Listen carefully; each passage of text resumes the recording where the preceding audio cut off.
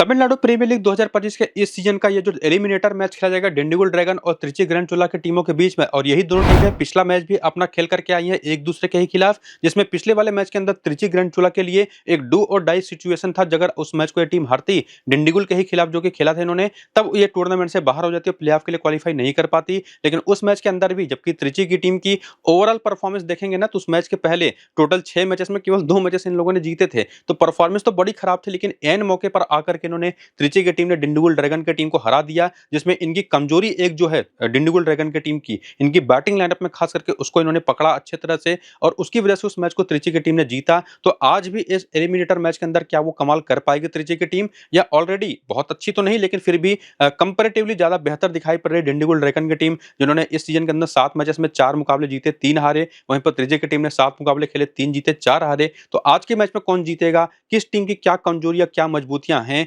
उसकी बेसिस पर कौन से प्लेयर बेस्ट होंगे। जैसे विमल कुमार के बारे में आपको मैंने बताया था पिछले वाले वीडियो में, वो एक बेहतरीन ट्रम्प थे, और ना सिर्फ वो थे बल्कि आए और हाफ सेंचुरी भी लगाई। तो ठीक उसी तरीके के कौन से और प्लेयर होंगे उसको डिस्कस करेंगे इस वीडियो के दौरान। फिलहाल ये मैच एनपीआर कॉलेज ग्राउंड के उसी मैदान पर खेला जाएगा जहां पर अभी तक तो 4 मुकाबले खेले जा चुके हैं। 2 जुलाई को शाम को 7:15 पर मैच स्टार्ट होगा, और पिच के बारे में हमने साफ साफ देख लिया है कि इस मैदान के ऊपर प्रॉपर ये जो चारों मैच के स्कोर कार्ड आप देख लीजिए, स्पिन और पेस के आंकड़े देख लीजिए, जिसमें अभी तक के खेले गए चारों मैच में 2 बार पहले बैटिंग करने वाली टीम 2 बार बैटिंग सेकंड करने वाली टीम मैच जीती है। और जो स्पिन पेस की बात मैं कर ही रहा था, पेसर्स को 35 विकेटें मिली है, तो 20 पहली इनिंग में 15 सेकंड इनिंग में, स्पिनर्स को 17 विकेटें मिली उसमें से 13 विकेट सेकंड इनिंग के अंदर। और साथ ही साथ ये जो स्कोर कार्ड है इसमें एक चीज कम से कम क्लियर हुआ है, ये एक ऐसी बेहतरीन स्पॉटिंग पिच है जहां पर शुरुआत में पहले 6 ओवर के दौरान नई गेंद से पावर प्ले के दौरान तेज गेंदबाजों को ठीक ठाक हेल्प मिलेगी। उसके बाद ये पिच बैटिंग के लिए बेहतर होती चली जाएगी, स्पेसिफिकली पहली इनिंग के अंदर। सेकंड इनिंग के अंदर ये पिच जैसे जैसे मैच आगे बढ़ेगा स्पिनर्स को गेम में लेकर के आएगी, specifically left arm Orthodox bowlers यहाँ पर काफी कामयाब रहे हैं अभी तक के खेले गए 4 मैच में। तो यहाँ पर एक ऐसी स्पॉटिंग पिच जो हर तरीके के खिलाड़ियों को मौका देती है परफॉर्म करने का, हेल्प प्रोवाइड कराती है। यहाँ पर अगर 170 प्लस का स्कोर बन गया पहली इनिंग के दौरान किसी भी बैटिंग टीम का, तो उसको चेज करना लगभग नामुश्किल काफी मुश्किल हो जाएगा। लेकिन अगर 150 140 160 के राउंड होता है स्कोर, जहां पर 7 से 8 रन का रन रेट लेकर के स्कोर को चेज करना पड़ा, तो निश्चित तौर पर वो मैच आसान हो जाएगा चेज करना किसी भी टीम के लिए, जो कि एक बार सीचे मदुरै पैंथर्स के खिलाफ चेपॉक सुपर गिल्स की टीम करके दिखा चुकी है। और साथ ही साथ डिंडीगुल ड्रैगन के खिलाफ पिछले ही मैच में त्रिची ग्रैंड चोला की टीम ने करके दिखाया, जहां पर 4 विकेट से मैच को जीता। लेकिन साथ ही साथ जब आयोडीन त्रिपुर तमिजन की टीम ने 182 रन बना दिए थे, जहां पर प्रेशर था 9 का रन रेट बनाने का, उसके जवाब में नेल्लाई रॉयल किंग्स की टीम 113 के स्कोर पर ऑल आउट हो गई। और लाइका क्वाई ने जब 200 प्लस का स्कोर खड़ा कर दिया बेहतरीन बैटिंग के दम पर, जिसमें एक सेंचुरी भी आई थी, तो उसमें सलेम स्पार्टन्स की टीम 135 के स्कोर पर केवल ऑल आउट हो गई। लेकिन इसमें एक और जो चीज है ना, ये इस तरीके के जो स्कोर हैं 182 और 203 के स्कोर, ये तभी बनेगा जो कोई बहुत ही आउटस्टैंडिंग बैटिंग परफॉर्मेंस किसी एक इंडिविजुअल प्लेयर के द्वारा आ जाए, या ओवरऑल 3-4 प्लेयर के द्वारा थोड़ा थोड़ा करके आ जाए। तो निश्चित तौर पर एक बहुत ही अच्छे स्पॉटिंग पिच है, जो आपको मैंने चीजें यहाँ पर बताई कि पावर प्ले में तेज गेंदबाजों को, मिडिल ओवर्स में बैटर्स को, और बाद में जाकर के स्पिन गेंदबाजों को हेल्प मिलती है ना, वो चीज आप देखेंगे पावर प्ले के अंदर किस तरीके से रन बने हैं, कितनी विकेटें गिरी हैं, और ओवरऑल स्पिन के आंकड़े तो आप सेकेंड इनिंग के अंदर देख ही रहे हैं कितने बेहतर हैं। तो इस पिच को इन चारों मैचेस के बेसिस पर समझने के बाद एक और जो चीज हमको देखनी पड़ेगी कि जो आज के इस मैच की पिच प्रोवाइड करवाई जाएगी उस पर कितने मैचेस हो चुके हैं, और एक्चुअली पिच का नेचर है कैसा, और साथ ही साथ उसके बेसिस पर क्या हमारी फाइनल टीम बनेगी स्मॉल लीग की। तो वो आपको मैं टेलीग्राम और व्हाट्सएप चैनल पर सब कुछ अपडेट करूंगा। लिंक इनका इसी वीडियो के डिस्क्रिप्शन में और कमेंट बॉक्स में पिन कमेंट में मैंने दे रखा है। टेलीग्राम का भी लिंक है और व्हाट्सएप चैनल का भी लिंक है, तो दोनों को जाकर के क्लिक करके ज्वाइन होकर के एक्टिव हो जाइए, ताकि अपडेट्स आपको प्रॉपर मिल पाए। और फिलहाल ये देखिए प्लेइंग 11 और बैटिंग और जो पिछले वाले मैच में भी खेला था, अगर हम बात करें खास करके डिंडीगुल ड्रैगन्स की टीम की, जिसमें डीडी चंद्रशेखर एक लेफ्ट आर्म ऑर्थोडॉक्स बॉलर इनके जो है इंपैक्ट प्लेयर के तौर पर आए थे, और ओपन किया था रवि अश्विन और शिवम सिंह ने, जो कि किया भी इसके पहले। बाकी बाबा इंद्रजीत है, मान बाफना, विमल कुमार, हनी सैनी है, एम कार्तिक सरन है, और यही इनका जो फेज है ना। बाबा इंद्रजीत हालांकि हैं बहुत ही बड़े प्लेयर वहां के, लेकिन रिसेंट टाइम में बहुत ही बुरे फॉर्म से गुजर रहे हैं। लेकिन उसके बाद की भी बैटिंग ऑर्डर इनकी कमजोरी रही है, मिडिल ऑर्डर इनका स्पेसिफिकली काफी कमजोर दिखाई पड़ा है पूरे सीजन के दौरान। हालांकि उसमें ज्यादातर रन ऊपर के बैटर्स ने बनाए भी हैं, लेकिन उसमें विमल कुमार ने पिछले मैच में एक शानदार परफॉर्मेंस दी। बाकी बॉलिंग इनकी अगर आप देखेंगे तो ये भी किसी के स्पेसिफिक कंडीशन में ही बेहतर करते दिखाई पड़ी है पूरे सीजन के दौरान। इवन पिछला जो मैच हुआ उसमें भी हमने ये चीज देखा। और जो इनकी बॉलिंग है, जिसमें संदीप वरियारा को पूरे 4 ओवर करके देंगे, गणेशन पेरियोस्वामी को पूरे 4 ओवर करके देंगे, और ये दोनों कम से कम 1 से 2 ओवर पावर प्ले में और 1 से 2 ओवर डेथ में आपको जरूर बॉलिंग करते दिखाई पड़ेंगे। इसके साथ-साथ वरुण चक्रवर्ती आपको पूरे प्रॉपर 4 ओवर करके देंगे ही। रवि अश्विन को लेकर के कोई डाउट है नहीं। तो ये 4 इनके मेन बॉलर्स हैं, जिसमें शशिधरन आर जो पिछले मैच में खेले भी थे और एक लेफ्ट आर्म ऑर्थोडॉक्स बॉलर के तौर पर 5वां, 7वां और 13वां ओवर किया था और अपने पहले ही यानी कि जो उस इनिंग का 5वां ओवर था और इनका पहला ओवर था, उसी में 2 विकेट लेकर के गए थे। डीटी चंद्रशेखर ने तो केवल 1 ओवर किया था। तो कौन से मेन बॉलर हैं और उसके बाद कौन से ऐसे बॉलर जो 5वें या 6ठे बॉलर ग्रुप में आते हैं, वो तो आपने देख ही लिया। बेंच के ऑप्शंस आप यहाँ पर देख ही सकते हैं। बाकी चाहिए तो आप देख लीजिए करियर के भी आंकड़े, जो कि इस सीजन के स्टार्ट होने के पहले के आंकड़े हैं। ये उतने इंपॉर्टेंट है नहीं अब फिलहाल, चूंकि फिलहाल अच्छा खासा सैंपल साइज आपको रीसेंट फॉर्म में देखने को मिल जाएगा और पता चल जाएगा कि इस सीजन में कैसी परफॉर्मेंस आई है। लेकिन जिसमें आपको मैंने बताया ना कि शशिधरन आर जो पिछले वाले मैच में पहली बार खेले थे इस सीजन के दौरान, इनके आंकड़ा पीछे जाकर के जरूर देख लीजिए करियर के। पिछले मैच में इन्होंने 2 विकेट जरूर लिए और बढ़िया बॉलिंग परफॉर्मेंस की और सेकंड इनिंग की बॉलिंग है ना, तो इंटरेस्टिंगली ये एक बेस्ट ऑप्शन होंगे भी। आप इनको ड्रॉप मत करिएगा सेकंड इनिंग की बॉलिंग में, अगर ये प्लेइंग इलेवन के अंदर खेल रहे हैं तो 100% अपनी टीम में लेकर के जाइएगा। तो एक डिफरेंशियल बॉलिंग ऑप्शन तो आपको यहीं पर मिल गया, काफी हद तक कंडीशनल अपॉर्चुनिटी के हिसाब से। बाकी बैटिंग ऑर्डरिंग की जो है ना, उसमें शिवम सिंह की बात करें तो पूरे सीजन के दौरान खेले गए अभी तक के 7 मैचेस में अगर आप इनके पारियां देखें तो 37 रन, 2 रन, 34, 13, 86 नाबाद, 30 और 82 नाबाद की इनकी पारियां रही हैं। लेकिन इसी में एक और चीज देखने की कोशिश करें कि क्या पहली इनिंग की बैटिंग में इन्होंने ज्यादा बेहतर काम किया है या सेकंड इनिंग की बैटिंग में ज्यादा बेहतर काम किया है, या लगभग बराबर का खेल इन्होंने दिखाया पूरे के पूरे सीजन के दौरान। तो उसको देखने के लिए अगर आप आएंगे ना, तो वो चीज देखने के लिए आपको एक इंडिकेशन देखने को मिलेगा हर एक आंकड़े के साथ। जैसे ये जो एक सिंगल इन्वर्टेड का काम है ना 37 रन के साथ, ये 30 रन के साथ, ये बताता है कि 2 बार इस डिंडीगुल ड्रैगन की टीम ने इस सीजन के अंदर पहली इनिंग के अंदर बैटिंग करी है, जो कि शिवम सिंह ने भी करी है। तो वहां पर 37 और 30 रन की पारियां खेली हैं। बाकी सभी मैचेस में जहां पर कोई भी इंडिकेशन नहीं है, वहां पर ये जो 2 रन की पारी खेली है, 34 की पारी, 13 की पारी, 86 नाबाद की पारी, 82 नाबाद की पारी, ये सारी की सारी सेकंड इनिंग के दौरान है। तो इससे एक और भी चीज हमको पता चलती है कि पूरे सीजन के दौरान जो कि ये टीम 4 बार 7 मैचेस में से 5 बार ऐसा हुआ कि सेकंड बैटिंग करी है और 2 ही बार केवल पहली इनिंग में बैटिंग है। तो सैंपल साइज निश्चित तौर पर काफी डिसबैलेंस सा दिखाई पड़ेगा। तो यहां से कोई कंक्लूजन ये निकाल पाना कि किसी स्पेसिफिक इनिंग में ही किसी ने ज्यादा बेहतर काम किया है, तो वो थोड़ा सा निश्चित तौर पर मुश्किल हो जाता है, खास करके बैटर्स के लिए। लेकिन वहीं पर अगर आप किसी बॉलर को अगर आप देखना है, जैसे फॉर एग्जांपल संदीप वेरियर का ही अगर हम देख लें, तो अभी तक के इस सीजन के दौरान पिछले दोनों मैच में विकेटलेस गए हैं। हालांकि उसके पहले एक और मैच भी गया था जहां पर विकेटलेस गए हैं, लेकिन 4 ऐसे मौके आए हैं जब इन्होंने प्रॉपर विकेटें टटकाई हैं, जिसमें से एक बार 2 विकेट है, 3 बार 1-1 विकेट है। लेकिन इसमें एक और बात फैक्ट है कि केवल एक बार ऐसा हुआ है उसमें से जब ये विकेटलेस गए हैं जब पहली इनिंग की बॉलिंग रही हो। मतलब कि जब भी पहली इनिंग की बॉलिंग रही है तो निश्चित तौर पर इनकी सफलता का जो परसेंटेज है ना, वो काफी हद तक इंक्रीज कर जाता है। सेकंड इनिंग की बॉलिंग में 2 बार दोनों के दोनों बार विकेटलेस गए हैं। तो एक प्रॉपर जो चीज हमको समझ में आती है कि संदीप वेरियर पहली इनिंग की बॉलिंग के लिए ज्यादा बेहतर ऑप्शन दिखाई पड़ते हैं। ये कंक्लूजन तो कम से कम आप बॉलर्स को लेकर के, स्पेसिफिकली किसी किसी बॉलर को लेकर के आप निकाल सकते हैं। हालांकि उसमें वरुण चक्रवर्ती का भी नाम है, चाहे इन्होंने सेकंड इनिंग की बॉलिंग करी हो, चाहे पहली इनिंग की बॉलिंग करी हो, हमेशा परफॉर्मेंस इन्होंने करके दिया है। और ये चीज ध्यान में रखिएगा, चाहे वो बॉलर्स के विकेटों के साथ हो सिंगल इनवर्टेड कॉमा का इंडिकेशन, चाहे वो बॉलर्स के मैचेस बनाए गए रन के साथ हो, वो पहली इनिंग को ही डिनोट करेगा। बाकी जहां पर कोई इंडिकेशन नहीं है, वो दोनों इनिंग्स को निश्चित तौर पर दिखाता है, यानी कि सेकंड इनिंग की बैटिंग या बॉलिंग को दिखाता है। बाकी गणेशन पेरियास्वामी की बात करें तो ये 2 विकेट, ये 2 wicket, 0 wicket, 2 wicket, 1 wicket, 2 wicket, ये परफॉर्मेंसेस दिखाती हैं कि चाहे इन्होंने पहली इनिंग की बॉलिंग करी हो, चाहे सेकंड इनिंग की 2 बार बॉलिंग करी हो ना,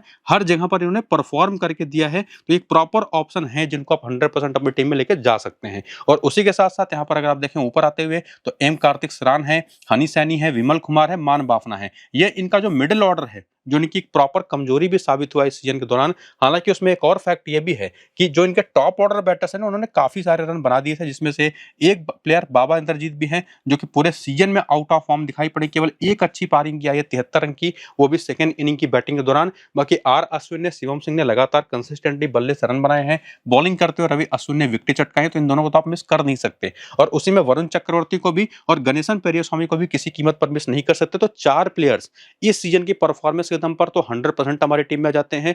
कोई कंडीशनल अप्रोच यहां पर रखना है नहीं, इन चारों को लेकर के सीधे सीधे टीम में लेकर के जाना है। लेकिन उसी में संदीप वेरियर को पहली इनिंग की बॉलिंग में, इन्हीं की जगह पर शशिधरन आर को सेकंड इनिंग की बॉलिंग में आप लेके जा सकते हैं। ये भी बात क्लियर हो गई है। हालांकि डीटी चंद्रशेखर भी एक ऑप्शन है, जिन्होंने बीच में 2 मैचेस अच्छे खेले थे, बाकी मैचेस में कुछ खास कमाल कर नहीं पाए। लेकिन जो इनका ओवरऑल बाकी का मिडिल ऑर्डर, इसमें बाबा इंद्रजीत को भी आप शामिल कर सकते हैं, जो कि एक रीजन रहा है कम से कम इन 5 खिलाड़ियों की वजह से ये टीम ज्यादा मैचेस जीत नहीं पाई मजबूत होने के बावजूद, जिसमें जिसमें बाबा इंद्रजीत ने केवल एक अच्छा मैच खेला। वहीं पर मान बाफना की बात करें तो इनकी ये एक 38 रन की पारी केवल अच्छी आई है पूरे सीजन के दौरान। और उसी में हनी सैनी की बात करें तो इन्होंने जरूर 21 रन, 37 रन, 35 रन अच्छी पारियां खेली हैं, लेकिन बड़े स्कोर में कन्वर्ट नहीं कर पाया। हालांकि ज्यादा बॉलिंग भी फेस करने का मौका नहीं मिला। और एम कार्तिक सरान जो बीच बीच में बॉलिंग भी कर जाते हैं 102 ओवर की, जो कि आपने पीछे देखा भी होगा, तो निश्चित तौर पर वहां से ये 3-4 खिलाड़ी तो उतने अच्छा ऑप्शन दिखाई नहीं पड़ता। लेकिन जैसा आपने देखा कि हनी सैनी निश्चित तौर पर एक डिफरेंशियल प्लेयर हैं जिनको आप ट्राई कर सकते हैं, जो कि परफॉर्मेंस तो उन्होंने दी है, बड़ी बड़ी परफॉर्मेंसेस नहीं है, लेकिन उतनी बॉलिंग भी फेस करने का मौका नहीं मिला है,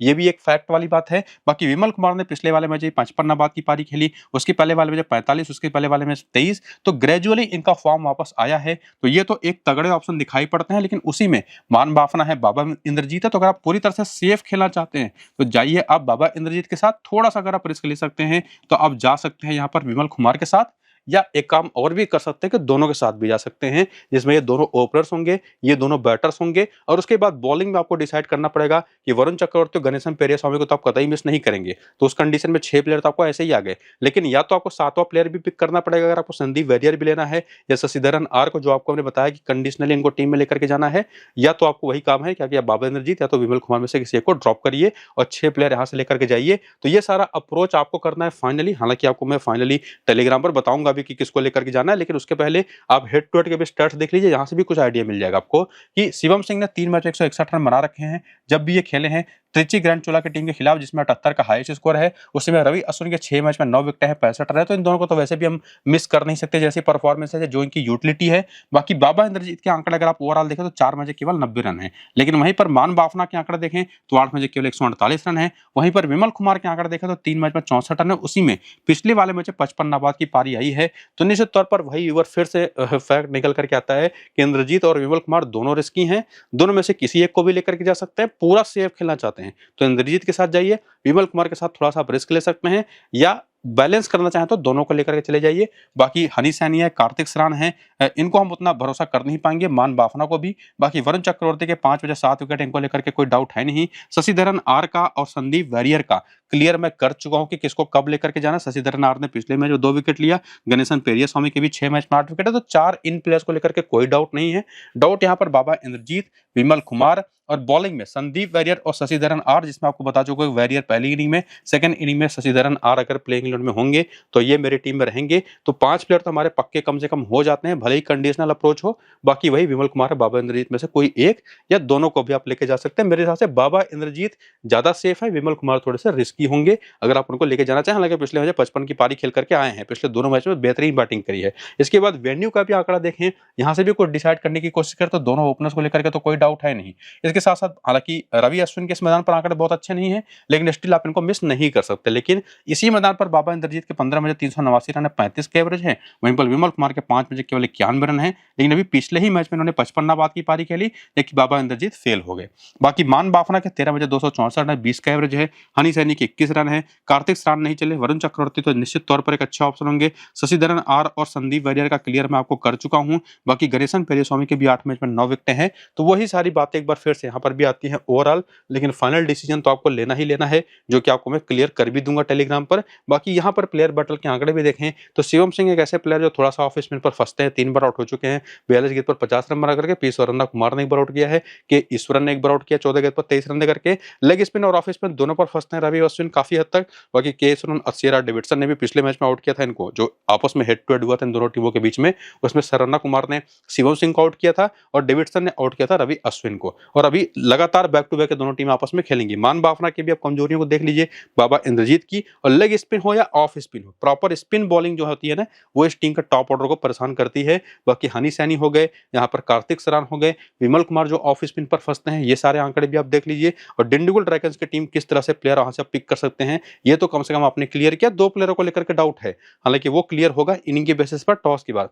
बाकी दूसरी जो टीम है ट्रिची ग्रैंड चोला की, इनका प्लेइंग इलेवन बैटिंग ऑर्डर देखिए, जहां पर जे सुरेश कुमार है, वसीम अहमद है, एस सुजाय है, जगदीशन कौशिक है, यू मुकेलिया, संजय यादव, आर राजकुमार। तो प्रॉपर अगर आप नामों के ऊपर जाएं तो यह टीम भी बहुत तगड़े तगड़े नामों के साथ आती दिखाई नहीं पड़ती, और बैटिंग इनकी भी एक कमजोरी है काफी हद तक। बॉलिंग में देखेंगे तो संजय यादव तो हैं ही, आर राजकुमार हैं ही, पी स्वरन्ना कुमार हैं, सेल्वा कुमारन है, अक्षरा डेविडसन और के ईश्वरन है। जिसमें बॉलर्स कौन से इनके मेन होते हैं, जिसमें डेविडसन हो गया, ईश्वरन हो गया, सरवना कुमार और एनएस यानी कि एन सेल्वा कुमारन जो इनके लेफ्ट आर्म ऑर्थोडॉक्स बॉलर है, कहां चले गए, ये रहे।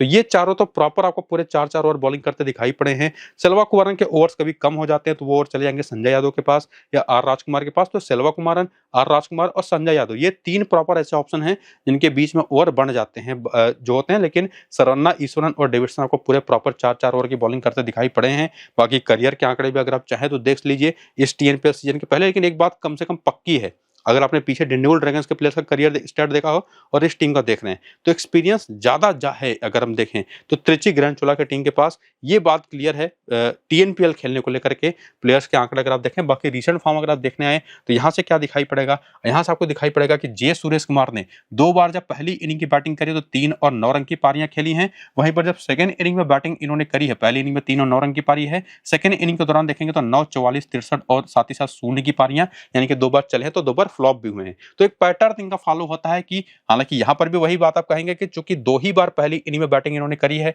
तो ज्यादा बड़ा सैंपल साइज तो नहीं है, लेकिन फिर भी सेकंड इनिंग में ज्यादा कंफर्टेबली दिखाई पड़े हैं। साथ ही साथ वसीम अहमद की बात कर लें तो पहली इनिंग के दौरान 32, 3 और 41 की पारी है, सेकंड इनिंग के दौरान 11, 2, 10 और 16 की पारी। तो इनका मामला उल्टा है, ये पहली इनिंग में बेहतर ज्यादा करते दिखाई पड़े हैं। हालांकि इनको लेकर के आप ये नहीं कह सकते कि किसी स्पेसिफिक इनिंग वाइज आप इनको पिक करें, लेकिन निश्चित तौर पर इन दोनों में से जो कि निश्चित तौर पर सुरेश कुमार ज्यादा सेफर ऑप्शन है टीम में ले जाने के लिए, लेकिन कब ज्यादा बेहतर ऑप्शन होंगे ये बात तो क्लियर हो गया। बाकी वसीम अहमद को तो मैं सजेस्ट भी नहीं करूंगा कि टीम में रखिए। बाकी एस सुजॉय जो कि अभी तक जितने भी मौके मिले कुछ खास कमाल कर नहीं पाए, केवल 2 अच्छी पारियां आई हैं पहली इनिंग की बैटिंग में। बाकी जगदीशन कौशिक 3 बार चले इस सीजन में अभी तक, केवल 42, 45 और 62 की 3 पारियां हैं और तीनों बार सेकंड इनिंग की बैटिंग रही है।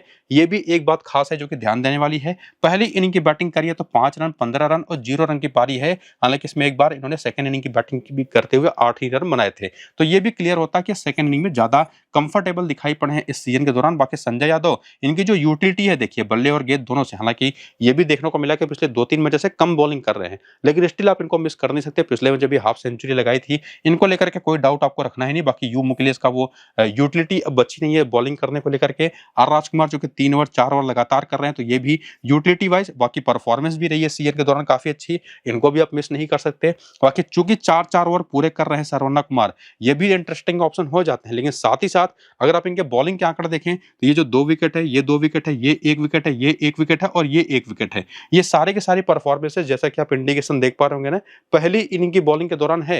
लेकिन जब सेकंड इनिंग की बॉलिंग रही है तब क्या इन्होंने किया है, तब वहां पर इनको विकेट नहीं मिला है 2 मैचेस में। तो पहली इनिंग की बॉलिंग के लिए ही ये ज्यादा बेहतर ऑप्शन है जो कि फिलहाल इन्होंने दिखाया है इस सीजन में।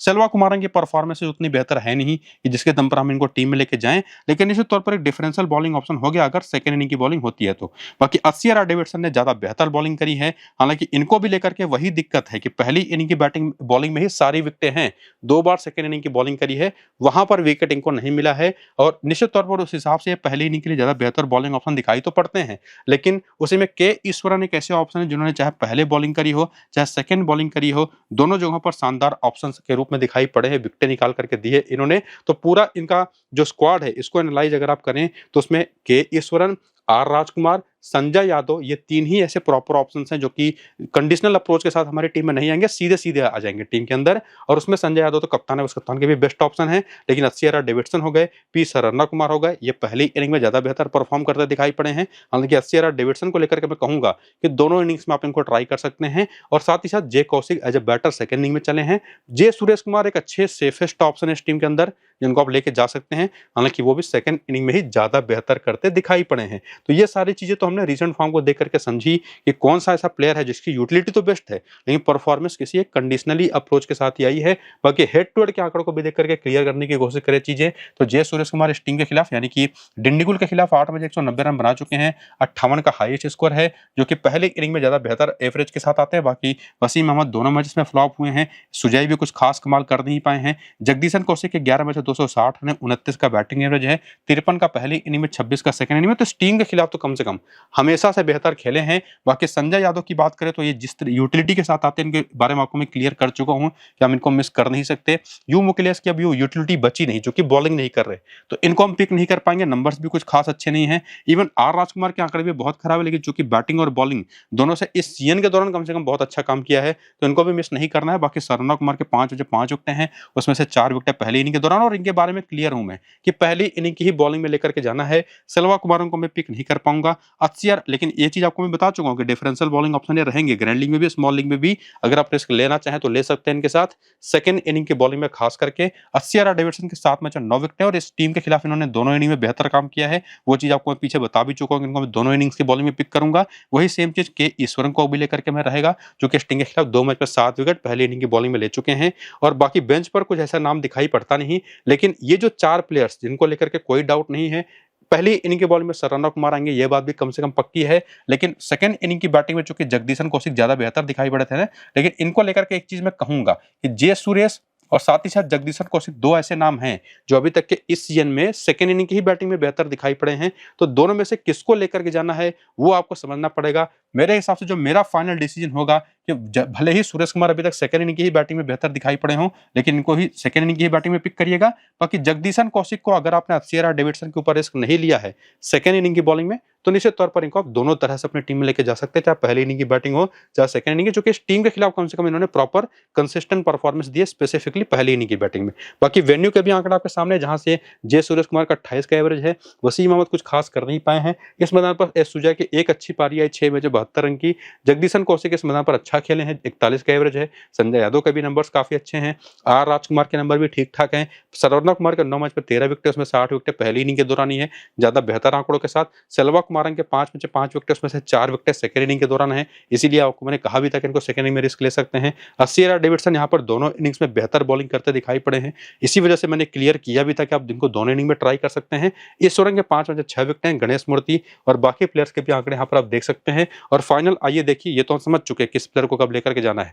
प्लेयर पेटर्न के क्या आंकड़े हैं, तो वसीम अहमद फंसते हैं थोड़ा सा ऑफ स्पिन पर, जिसमें अश्विन ने भी एक बार आउट किया था पिछले ही मैच में, संदीप वैरियर पर भी एक बार सस्ते में आउट हो चुके हैं। बाकी जय सूर्य कुमार लेग स्पिन पर 4 बार केवल 42 गेंद पर, उसमें से वरुण चक्रवर्ती ने पिछले मैच में आउट किया था जो इन दोनों के बीच में आपस में मैच हुआ था। ओवरऑल 3 बार आउट कर भी चुके हैं, संदीप वैरियर भी 3 बार आउट कर चुके हैं। बाकी जगदीशन कौशिक ये भी लेग स्पिन पर फंसते हैं। पेरिया स्वामी ने पिछले वाले मैच अपनी मीडियम पेस बॉलिंग पर आउट किया था, ओवरऑल 3 बार आउट कर चुके हैं। वरुण चक्रवर्ती भी 1 बार आउट कर चुके हैं।